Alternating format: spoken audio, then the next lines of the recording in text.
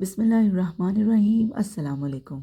آپ سن رہے ہیں اردو وائس سٹوریز بائی روز، جہاں لفظ صرف کہانیاں نہیں سناتے بلکہ دلوں تک اتر جاتے ہیں۔ آج ہم پیش کر رہے ہیں عمیرہ احمد کے شہر آفاق ناول لا حاصل کا چوتھا ایپیسوڈ۔ تو آئیے خاموشی سے سنیں، کیونکہ کچھ کہانیاں شور میں نہیں، احساس میں سمجھی جاتی ہیں۔ تاریکی میں اپنے پیروں کے ساتھ سیڑھیوں کو ٹٹولتے ہوئے وہ اوپر کی طرف جا رہی تھی۔ سیڑھیاں بہت ہموار اور چکنی تھیں۔ وہ پیروں سے ان کی لمبائی اور چوڑائی کو ناپتے ہوئے آگے بڑھ رہی تھی۔ اس نے سیڑھیوں پر قدم رکھتے ہوئے سیڑھیوں کی ساخت کے بارے میں سوچنا شروع کر دیا۔ اس کا خیال تھا کہ وہ سیڑھیاں ماربل کی ہیں۔ اس کا سفر جاری تھا، ٹھنڈی ہوا کے جھونکوں کی تعداد میں اضافہ ہوتا جا رہا تھا۔ اس رات وہ واپس گھر آیا۔ اپنے بیڈ روم میں آ کر وہ ٹائی کھول رہا تھا جب ملازم اندر آیا۔ اس کے ہاتھ میں اخبار میں لپٹی ہوئی کوئی چیز تھی۔ بیگم صاحبہ نے آپ کے لیے بھجوائی ہے، ڈرائیور دوپہر کو دے کر گیا تھا۔ کیا ہے یہ؟ وہ حیران ہوا۔ پتہ نہیں، میرا خیال ہے کوئی تصویر ہوگی۔ ملازم نے وہ چیز اس کی طرف بڑھاتے ہوئے کہا۔ تصویر؟ زید الجھا اور پھر اس کے ذہن میں جھماکا ہوا۔ وہ ڈوری کاٹنے لگا۔ اسے یاد آ گیا تھا، یہ یقیناً اس آرٹسٹ کی بنائی ہوئی کوئی پینٹنگ ہوگی جس کے بارے میں اس نے ممی کو تاکید کی تھی۔ اس نے اخبار ہٹایا اور مبہوت ہو گیا تھا۔ بے اختیار اس کے چہرے پر ایک مسکراہٹ نمودار ہوئی۔ اسے یوں لگا جیسے اس کی تھکن یکدم کہیں غائب ہو گئی ہے۔ اس نے تصویر اٹھا کر ایک کرسی کے ہتھوں پر ٹکا دیا اور خود بیٹھ کر اسے دیکھنے لگا۔ فریم کے بغیر بھی وہ تصویر اس کمرے میں بہت زیادہ نمایاں لگ رہی تھی۔ تصویر کا بیک گراؤنڈ اس بار بھی سیاہ تھا اور یوں لگ رہا تھا جیسے وہ سیاہ رنگ آسمان کو ظاہر کر رہا ہے۔ مٹیالے رنگ کی زمین بھی دکھائی دے رہی تھی جس میں ہر جگہ جگہ دراڑیں تھیں۔ ایسا لگتا تھا جیسے خشک سالی کی وجہ سے زمین پھٹنا شروع ہو گئی تھی۔ اس زمین کے بالکل درمیان میں بہت گھنی بیل بل کھاتی ہوئی اوپر آسمان کی طرف جاتی نظر آ رہی تھی۔ وہ بیل زمین میں پیوست تھی، مگر زمین سے کچھ اوپر تک اس بیل پر ایک پتا بھی نہیں تھا۔ صرف بیل کی آپس میں لپٹی ہوئی برہنہ شاخیں نظر آ رہی تھی۔ پھر کچھ اوپر چند چھوٹے چھوٹے تازہ پتے نظر آنے لگے تھے اور جوں جوں بیل آسمان کی طرف جا رہی تھی، پتوں کی تعداد اور سائز بڑھتا گیا تھا۔ تازہ سبز کلر اب گہرا سبز ہو گیا تھا۔ یوں لگ رہا تھا جیسے اوپر آسمان سے کوئی سفید روشنی اس بیل کے بالکل اوپر پڑ رہی تھی، اور جہاں تک وہ روشنی پہنچ رہی تھی وہاں تک بیل سرسبز ہو گئی تھی، یا پھر شاید اس روشنی کی وجہ سے بیل نیچے سے اوپر کے بجائے اوپر سے نیچے کی طرف شاداب ہونا شروع ہوئی۔ سیاہ بیک گراؤنڈ میں اوپر سے بیل کے سبز گھنے پتوں پر پڑنے والی وہ دودھیا روشنی اور سبز پتوں کے دو مختلف شیڈز نے اس تصویر میں کوئی عجیب سا تاثر پیدا کر دیا تھا۔ زید اٹھ کر تصویر کے پاس گیا اور اس کا کیپشن دیکھنے لگا۔ ایمان، وہ کھڑا ہو کر ایک بار پھر اس تصویر اور کیپشن کا آپس میں تعلق واضح کرنے کی کوشش کرنے لگا۔ خواہش اور ایمان کیا ہے؟ یہ معرفت یا علم موجود؟ وہ مسکرانے لگا۔ بیڈ پر پڑا ہوا موبائل اٹھا کر اس نے ممی کا نمبر ملایا۔ سلام دعا کے بعد نصرت نے اس سے تصویر کے بارے میں پوچھا۔ Mummy thank you very much, وہ مجھے مل گئی ہے۔ کیسی لگی تمہیں؟ ممی یہ میں نہیں بتا سکتا، چیز کی تعریف کرنا ممکن نہیں ہوتا، مگر چاہتا ہوں کہ آپ پینٹر کا پتہ کریں۔ میں مسز سمی سے بات کروں گی، انہیں پتہ ہوگا کہ یہ پینٹنگ کہاں سے آئی ہے۔ اس کی قیمت کیا تھی؟ وہی 2000 روپے، آج ہی لے کر آئی ہوں میں، نصرت نے بتایا۔ یہ انتہائی افسوسناک ہے، یہ آرٹسٹ کیا کر رہا ہے؟ اپنے کام کے ساتھ کوڑیوں کے بھاؤ بیچ رہا ہے۔ بری سے بری پینٹنگ بھی کسی آرٹ گیلری میں رکھی ہو تو اچھی قیمت لگ جاتی ہے اس کی، اور یہ تو بہت آؤٹ سٹینڈنگ کام ہے۔ زید کو واقعی افسوس ہو رہا تھا۔ ہو سکتا ہے کوئی فائنینشیل کرائسس ہو، اس لیے وہ اس طرح اپنی تصویر بیچ رہا ہے۔ آرٹ گیلریز والے تو تمہیں پتہ ہی ہے کسی چھوٹے موٹے آرٹسٹ کو کہاں پوچھتے ہیں، اور پھر نقد رقم کہاں دیتے ہیں، جب بکتی ہے تبھی ادائیگی کرتے ہیں، نصرت نے تفصیل سے بتایا۔ بہرحال آپ مجھے اس آرٹسٹ کا پتہ کر کے بتائیں۔ ٹھیک ہے، صبح مسز سمی سے بات کروں گی، نصرت نے کہا۔ زید نے خداحافظ کہہ کر موبائل بند کر دیا۔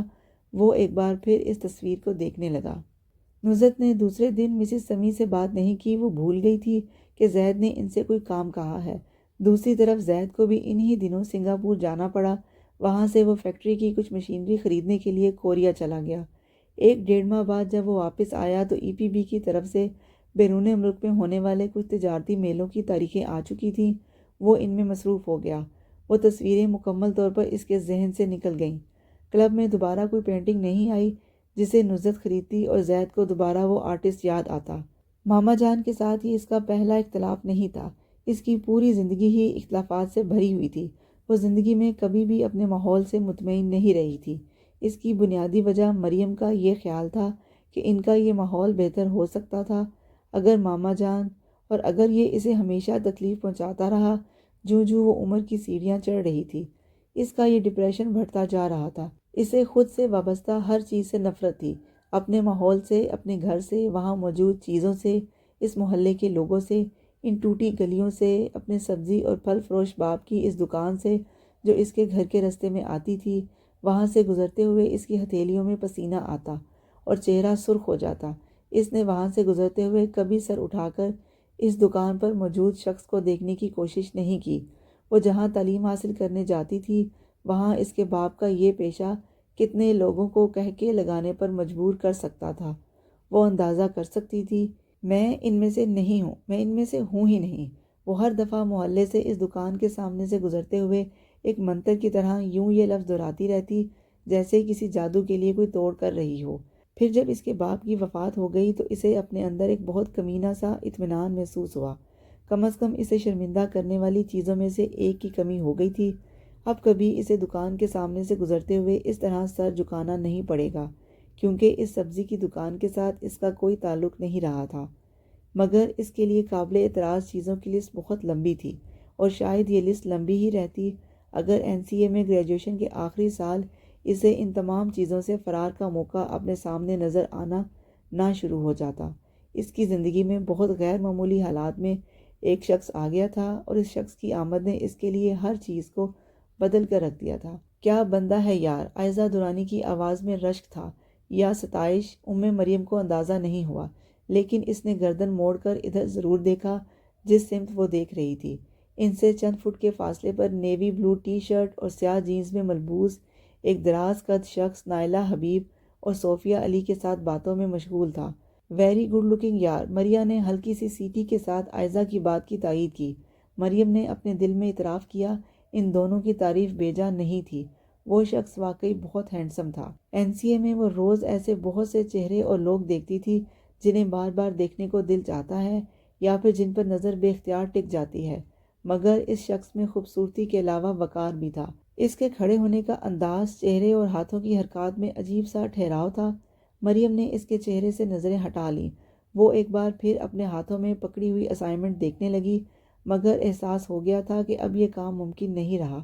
اس کی توجہ بری طرح بٹ چکی تھی۔ صوفیہ علی دنیا کی خوش قسمت ترین لڑکی ہے، عائزہ درانی نے بالآخر ایک گہری سانس لیتے ہوئے کہا۔